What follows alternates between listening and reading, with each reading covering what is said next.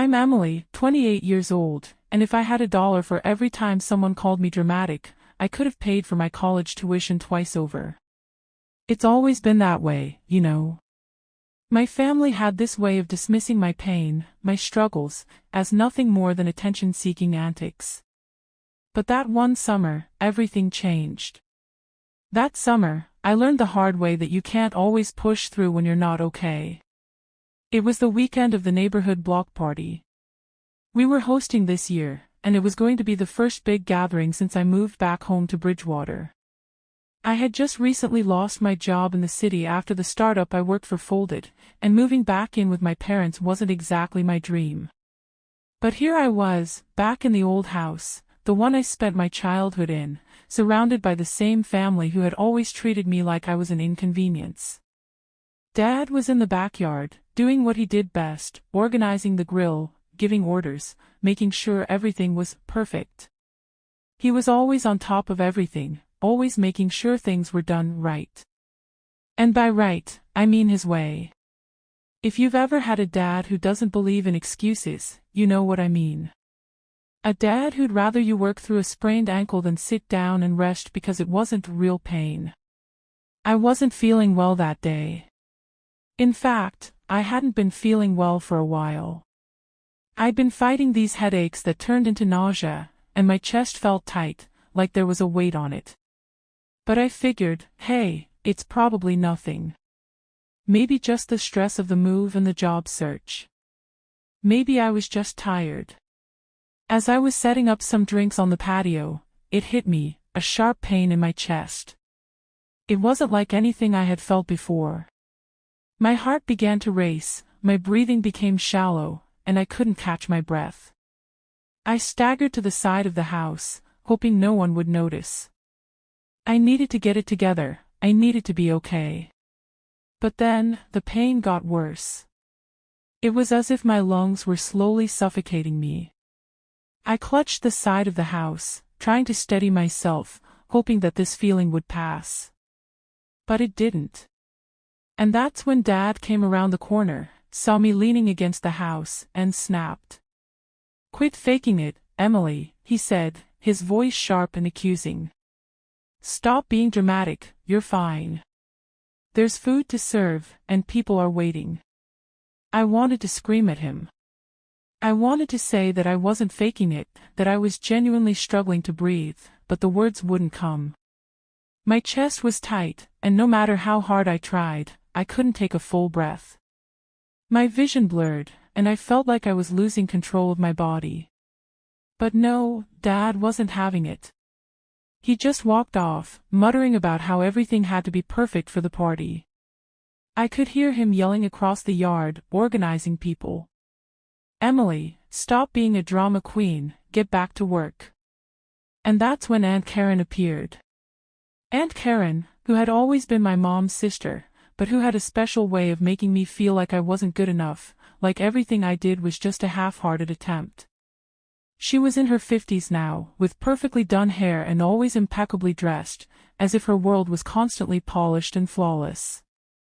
She looked me up and down, assessing the situation with a look of disapproval. "Are you sure you should be out here, Emily?" she asked, her tone too sugary sweet for my liking. "You know, your dad thinks you're just trying to get out of the party duties. Maybe you should go lie down. We wouldn't want you ruining the whole event, right?" I couldn't believe it.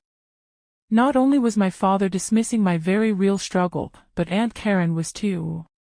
She never took me seriously. "Just a headache," she'd say when I'd complain about feeling unwell. "Oh, don't make a fuss. You're fine." But that day was different. I wasn't fine. In that moment, I thought about just walking away. I thought about escaping the pressure, the judgment, and the doubt. But my body wasn't cooperating. I couldn't just walk away. Instead, I collapsed against the side of the house, my body trembling with exhaustion and pain. "Emily," Aunt Karen said again, this time with a hint of impatience in her voice. "Are you listening to me? Get up and stop trying to get attention." I wanted to yell at her.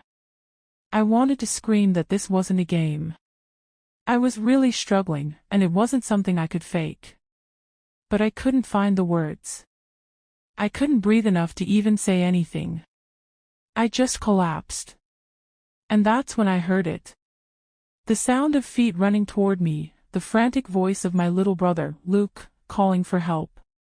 He had run inside to get Dad, and the panic in his voice was the one thing that made me feel like maybe, just maybe, someone believed me.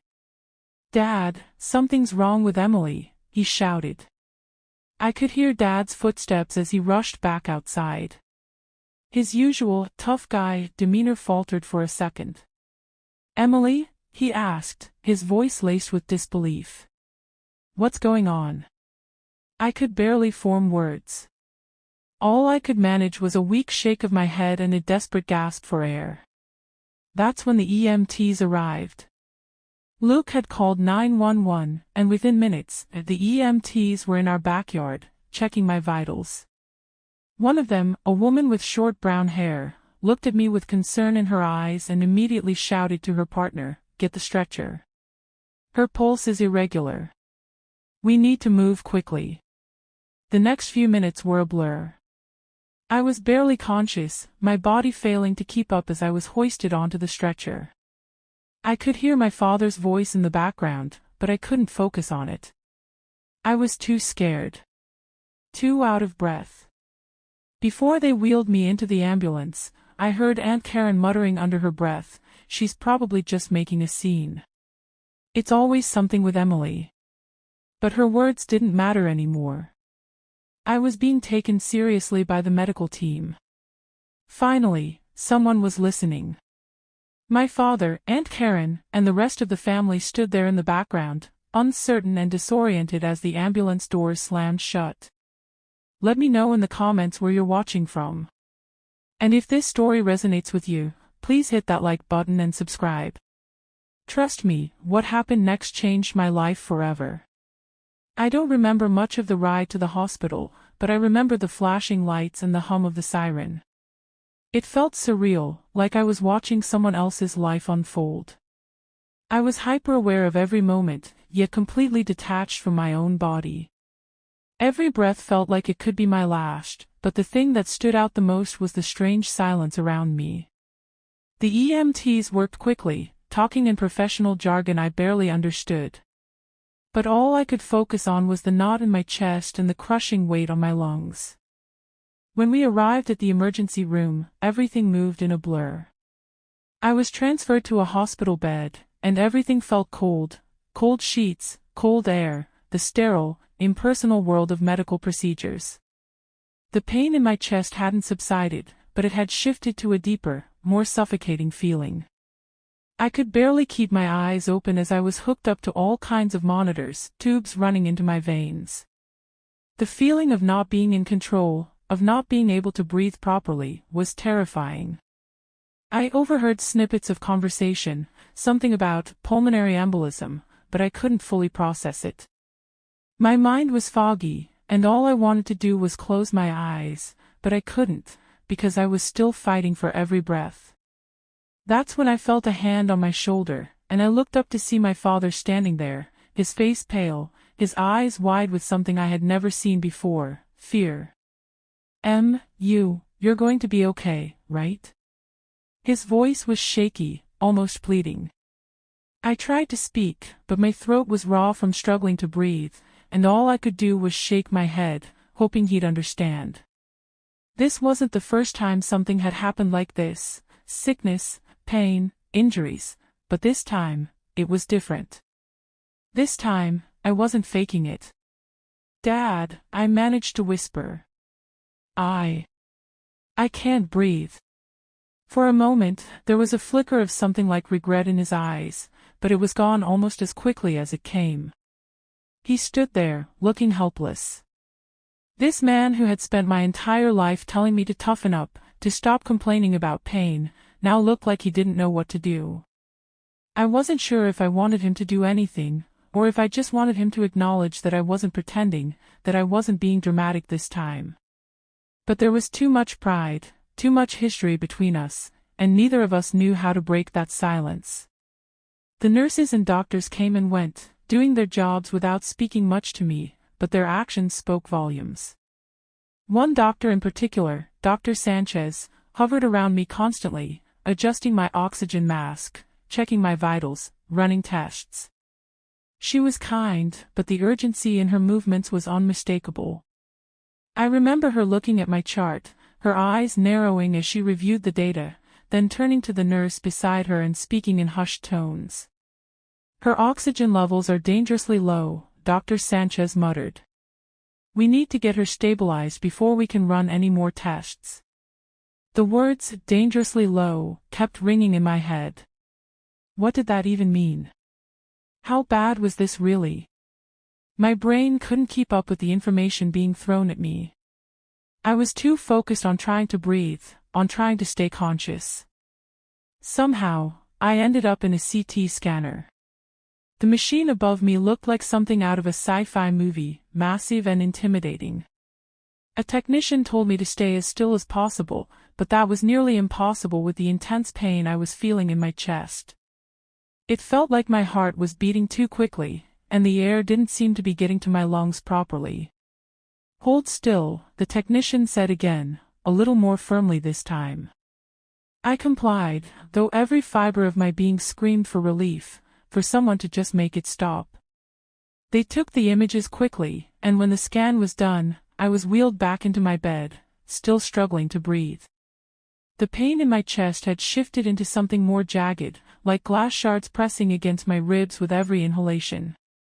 I felt myself slipping in and out of consciousness, but somewhere between the haze of exhaustion and pain, I caught snippets of the doctor speaking in low tones. "Massive pulmonary embolism," I heard one of them say, the gravity of their words sinking in slowly. "Critical condition. We need to start treatment immediately." That was when everything clicked. A pulmonary embolism. That was what had caused the pain, the shortness of breath, the dizziness. My lungs were blocked by a blood clot. My heart had been struggling to pump oxygenated blood through my system, and my body was slowly shutting down. I don't remember much more from that point. At some point, I was intubated, a breathing tube inserted to help me get enough oxygen. I remember the feeling of being out of control, but in that moment, I had no choice but to trust the doctors, to let them do their job. It was the first time in my life I'd felt this helpless, and the fear wasn't just from the pain, it was from the realization that I might not survive this. Hours passed, maybe more, I'm not sure. When I finally woke up, it was to the sight of my mother's old hospital room, a place I never thought I'd find myself in again. My body felt strange, heavy, as if it didn't belong to me anymore. I could barely move, but I could hear the faint sounds of a family gathered in the corner, speaking in hushed tones. "Is she okay?" My dad's voice, cracked with emotion, cut through the air. I couldn't focus on the conversation, but I could feel the weight of the moment. The guilt, the regret in his voice, told me everything I needed to know. He had realized, finally, that I hadn't been faking it. He had seen the seriousness of the situation unfold in front of him. And even though the doctors had saved my life, I couldn't help but wonder if things might have been different if he had believed me earlier. As the hours turned into days, the pain receded a little, and I was able to sit up, to breathe more easily. But emotionally, I was still processing everything that had happened. Still reeling from the reality that my life had been on the line, and no one, except for the medical team, had taken me seriously until it was almost too late. The next few days were filled with doctors checking in, blood thinners being administered, and tests to make sure no more clots were forming. I was told I'd be in the hospital for at least a week while they monitored my condition. Every hour felt like a lifetime, and I could feel my strength slowly returning, but the emotional toll was just as heavy. I had been so sure that I was invisible to my family, that no one saw me, no one believed me. But now that I was awake, and the situation was dire, I couldn't help but wonder how they felt about it. I wondered if they'd finally see me, not as the dramatic, attention-seeking daughter, but as someone who had fought for her life and won. My dad had stayed by my side, barely leaving the hospital, his once stoic demeanor cracked, though neither of us knew how to address the long history between us. He hadn't apologized, not directly, but his actions spoke louder than words. I knew he felt guilty for dismissing me for so long, for not listening when I had needed him the most. But guilt wasn't enough to erase years of neglect. It wasn't enough to undo the years I spent questioning myself, doubting my own pain. And Aunt Karen. She hadn't shown up. Not once. Not even a text. As much as I had hoped for some kind of empathy from her, I knew deep down that she would never truly understand. Not unless she had been in my shoes, unless she had felt what it was like to be dismissed, ignored, and judged for something beyond her control. The silence between us all was deafening. The walls of the hospital room seemed to close in on me as I lay there, still recovering. But I had made it through. And something had shifted inside me. No longer would I be the quiet one, the one who swallowed her pain, the one who pretended everything was fine just to keep the peace. I had nearly died, and I wasn't going to let anyone forget that. Would I ever fully forgive my dad for what he did? I didn't know. But for now, the most important thing was that I was still here. Still breathing. And I was going to fight for my voice from here on out. The days that followed my hospitalization were a blur of checkups, medications, and constant monitoring. The physical recovery was slow, a daily reminder of how close I had come to losing everything. Every time I moved, every time I took a deep breath, I could feel the weight of what I had been through. But it wasn't just the physical struggle. There was the emotional battle too, and it was one I wasn't sure how to fight. Dad had stayed at the hospital that first night, only leaving when he had to go home to feed the dogs or get fresh clothes. But for the most part, he was there, waiting, watching, and saying very little. His usual command of the room, his ability to take charge of everything, had evaporated. I could see it in his eyes. He wasn't just worried about me, he was terrified. And for the first time in a long time, I saw him as human, not as the unflinching, emotionally distant father I'd known for years. The guilt in his eyes was impossible to ignore. It was like he was haunted by the words he'd said to me, the way he dismissed my pain all these years. I wasn't sure how to respond to it. How do you react when someone who's hurt you acknowledges the hurt but doesn't know how to make it right? The nurses came in and out of my room, checking on my progress. They adjusted the 4 lines, monitored my vitals, and kept me comfortable. But it wasn't their kindness that stood out the most. It was the steady stream of visitors, family members who'd shown up out of obligation or guilt, trying to act like everything was fine, as if nothing had ever happened between us. As if years of neglect and dismissal could be erased with a simple visit. One day, Aunt Karen showed up, just as I was finishing a round of painkillers. She walked in with a smile that looked more forced than genuine, holding a bouquet of flowers that I hadn't asked for. She sat down stiffly in the chair by my bed, setting the flowers down on the table, her eyes darting around the room as though she was searching for the right words to say. "Emily, how are you feeling?" she asked, her voice overly cheery, trying to make up for the months of distance between us. "I hope you're doing better now." I wanted to ask her how she could even pretend like everything was normal after everything that had happened, but instead, I simply nodded. "I'm better." Slowly. She fidgeted in her chair, crossing her arms over her chest. "I know this has been tough, but you're strong. You always were. Your dad said you were tough growing up. I always admired that about you." The word stung, but I didn't show it. Aunt Karen never believed me. Even when I was a kid, when I had bruises and cuts from trying to keep up with my brother, she'd dismiss it. "Don't be so sensitive," she'd say. Or, "You're exaggerating, Emily." And now, here she was, acting as though she could erase all the years of dismissing my pain with a few words. I looked at her, trying to steady myself before speaking. "You didn't believe me before," I said quietly, the words coming out sharper than I intended. When I was sick as a kid, when I had those migraines that left me in bed for days. You and Dad never believed me. You thought I was faking it. Aunt Karen stiffened, her face flushing slightly. She didn't respond right away, just sat there, fidgeting with her fingers.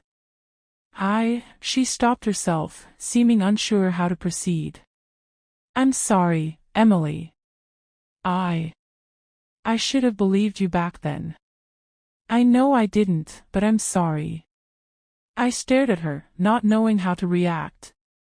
An apology, finally, after all these years. It wasn't enough. It wasn't close to enough. But I wasn't sure I wanted it to be enough. There was too much hurt between us. Too many years of me trying to prove that I wasn't just seeking attention, that I wasn't just being dramatic. Thank you for saying that, I said, my voice strained. But you don't get it, Aunt Karen. You don't understand what it was like, being told that everything I was feeling wasn't real. That I wasn't real. Aunt Karen didn't respond to that. Instead, she just nodded and turned her gaze toward the bouquet of flowers on the table, her face unreadable. We sat in silence for a long moment. I could feel the weight of the words unspoken between us, the long years of resentment that still lingered in the air. The apology felt hollow, like it was said because it was expected, not because she truly understood the damage that had been done. I wished I could tell her everything that I had held inside, but I knew it would be futile. The truth was, I had long given up on trying to make her understand. I had stopped trying to make anyone understand. I just wanted to be seen, to be believed. That was the hardest part of it all, the years of constantly having to prove that I was real, that my pain was real, only to be dismissed time and time again. And now, here I was, lying in a hospital bed, trying to breathe through the aftermath of a massive pulmonary embolism, and they were finally starting to see me. But I couldn't forget the years of disbelief. I couldn't just wipe them away. Later that evening, after Aunt Karen left, I found myself reflecting on everything. The hospital room was quiet, the only sound the beep of the heart monitor, and I was left alone with my thoughts. It was strange, how much of this had become about the things left unsaid, the things I hadn't been able to express until now. There was a part of me that wanted to forgive, that wanted to move on from the pain and the years of being dismissed. But there was another part of me that was still angry. Still hurt. I had spent so much of my life trying to make my family understand that my pain was real, that I wasn't making things up for attention. And now, after everything, after nearly dying, they were starting to realize that they had been wrong all along. But it felt too little, too late. I wasn't sure how to heal the rift that had been created, how to move forward when so much had been broken. But there was one thing I knew for sure, I would never again allow myself to doubt my own experience. I would never let anyone convince me that my pain wasn't real. Not again. Not after everything I had been through. And in that moment, as I lay there, I realized that this was the beginning of something new. A new chapter where I trusted myself. Where I would stand up for my own needs, no matter who tried to dismiss me. I wasn't just surviving anymore. I was starting to live, starting to take back what had been taken from me for so long. The next day, Dad came back to the hospital, but this time, he didn't act the way he had before. There was no criticism, no dismissive comments. Just silence, heavy with the weight of everything unspoken. He sat by my bed and just looked at me for a long time, as if he was seeing me for the first time. His eyes weren't filled with anger or frustration. There was only regret. And that, more than anything, hurt the most. "I'm sorry, Em," he said finally, breaking the silence. "I should have believed you. I'm sorry I never listened." I met his gaze, trying to read his expression, trying to figure out if he really meant it. But it was hard. I had spent so many years trying to get him to listen, and now, when he finally did, it felt like too little, too late. But for the first time in my life, I didn't feel the need to prove myself to him anymore. The next few weeks passed in a haze of recovery and reflection. I had never expected that surviving a life-threatening illness would leave me more shaken than I had been before. The physical healing was slow. I had to go through a strict regimen of blood thinners and monitor my symptoms closely. I couldn't just push through anymore, couldn't ignore the warning signs my body was giving me. I had learned that the hard way. But more than the physical toll, it was the emotional weight that lingered long after the hospital visit. My father continued to check in with me daily, his visits awkward but consistent. He had apologized, sort of, for everything that had happened, though it still felt incomplete, like he was only doing it because it was expected, not because he fully understood the depth of what I'd been through. I had always wanted an apology, wanted him to admit the way he had dismissed my pain for years. But now that he was finally acknowledging it, I didn't know what to do with it. It didn't undo the years of hurt, the years of me being made to feel like I wasn't enough, that my pain didn't matter. One afternoon, about 3 weeks after I was discharged from the hospital, I found myself sitting on the couch in my parents' living room. Dad was flipping through the channels on the TV, making small talk about the weather and work, but I could tell there was something he wanted to say, something that had been weighing on him since that day in the hospital. He started, then hesitated, rubbing the back of his neck, clearly struggling with the words. I want to make things right. I don't know how to do it. I don't expect you to forgive me right now, but I need you to know that I see you. I've seen what you've gone through, and I'm sorry. I didn't respond immediately. The words hung in the air, heavy with meaning, but at the same time, they felt like they came too late. I wasn't sure if I could forgive him. Not fully. The years of being dismissed, the emotional neglect, the constant doubt, all of that couldn't just be erased with a few words. But I also knew I wasn't the same person I had been before all of this. I wasn't the person who needed his approval anymore. I didn't need to be validated by him to know that my pain was real. I'm not sure I can forgive you, Dad, I said slowly, my voice calm but firm. And I'm not sure I can just forget everything that happened. But I'm trying to heal. For me. He nodded, his expression pained. I understand. But I want to be a part of that healing. I want to be there for you. I didn't know what that would look like, or if it was even possible to rebuild a relationship after everything that had happened. But for the first time, I felt like I could breathe without the weight of his disapproval pressing down on me. That, at least, was a start. Aunt Karen, to my surprise, had also reached out after my discharge. Her apology had been awkward, and I couldn't shake the feeling that it was said more out of duty than a true understanding of the harm she had caused. But I didn't dismiss it outright. She had offered to help in small ways, like bringing over groceries or checking in with me more often.